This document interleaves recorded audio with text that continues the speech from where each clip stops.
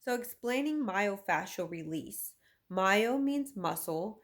Fascia is the tissue that comes to collect when your body receives repeated trauma. So, what we're doing with myofascial release is we're loosening up the fascia tissue, we're breaking it down. And what we're doing is we're trying to create more range of motion, less tugging on the joints, and less pain in the joints.